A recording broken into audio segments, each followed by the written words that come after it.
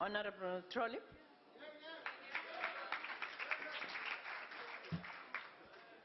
Honourable Speaker, Mr. President, Shakespeare wrote, and I quote, "The evil that men do lives after them.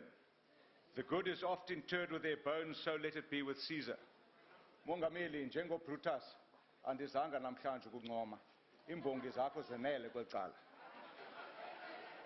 Ndifunde kule veki pheleyo Mongameli, uDr. Nkintyana ebhala ileta kwi-Business Day ecebisa enye imbongi yakho umphathiswa uThulas Nxesi.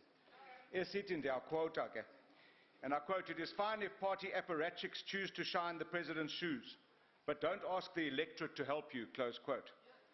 Mr. President, you shouldn't misinterpret your re-election at Mangaung to mean that the electorate share this fawning adulation. Considering the challenges that face South Africans on a daily basis, you would do well to consider the words of Jawaharlal Nehru, the first Prime Minister of an independent India. And he said in 1947, and I quote, "Mamela Mphathiswa, are we brave enough and wise enough to grasp this opportunity and accept the challenge of the future? That future is not one of ease or resting, but incessant striving so that we may fulfill the pledges that we have so often taken. The service of India means the service of millions who suffer. It means the ending of poverty and ignorance and disease and inequality of opportunity." These words are opposite to the challenges that face your government today, as presented so eloquently by Minister Manuel just before me. Regarding poverty in rural areas, let me state unambiguously that the Democratic Alliance recognizes the devastating impact of the 1913 and 1936 Native Land Acts. We acknowledge that the consequences of this legislated and systematic dispossession of black African people's property and the expropriation of their dignity, self-respect and freedom has bequeathed the victims of this grand larceny with impoverishment and grave disadvantage.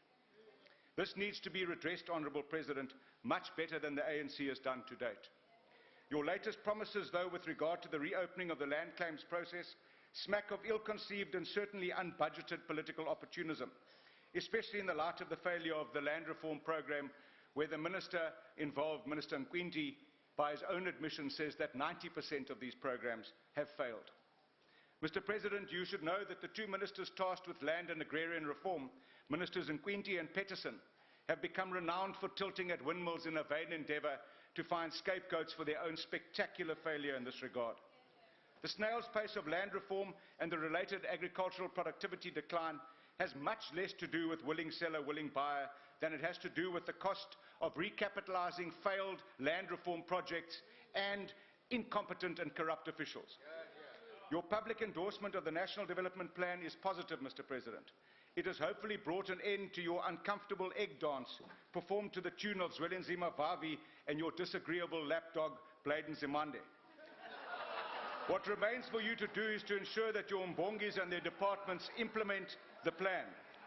There is skepticism, though, and some say that this is a classic case of the right plan and the wrong man.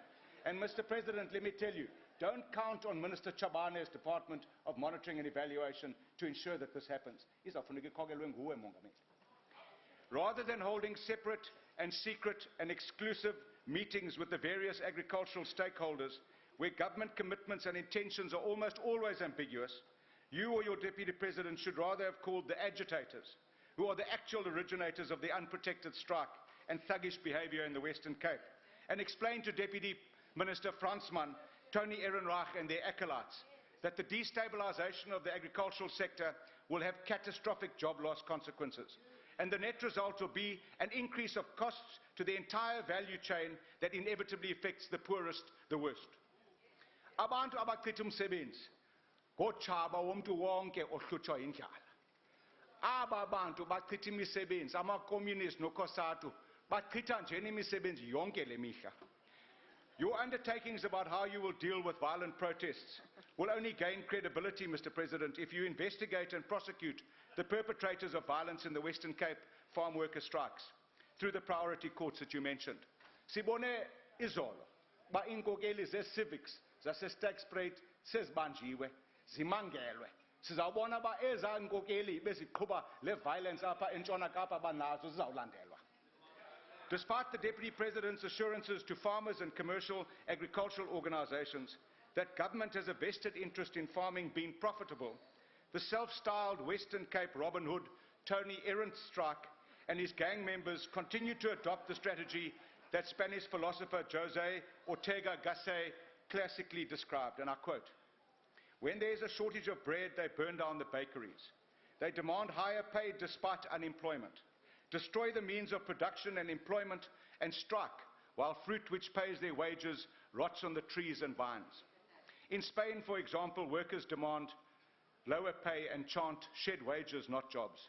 Kuba abazali baseSpain bayayazi abantwana babo bazawuhlala emakhaya xa kungekho imisebenzi.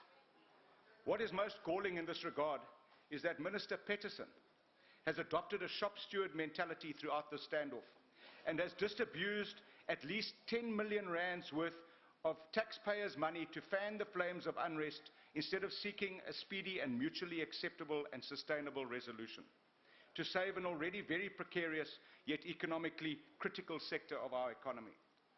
The eastern seaboard of this country has some of the most fertile agricultural land, endowed with good reliable rainfall.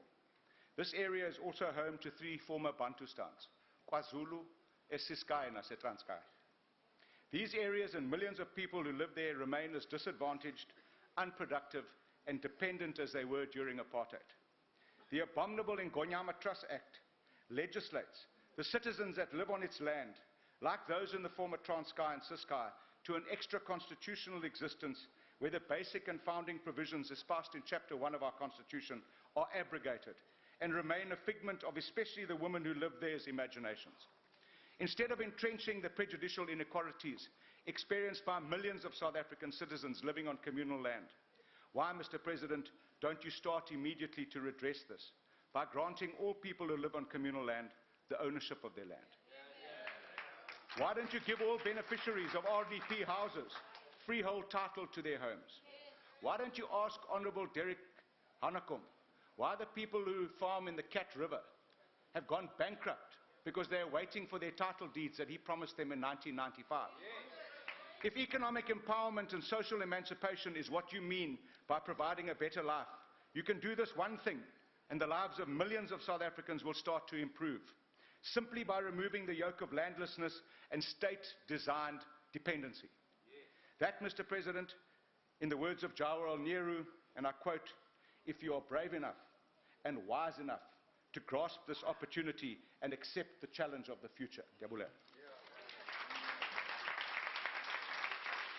Thank you, Honourable Member.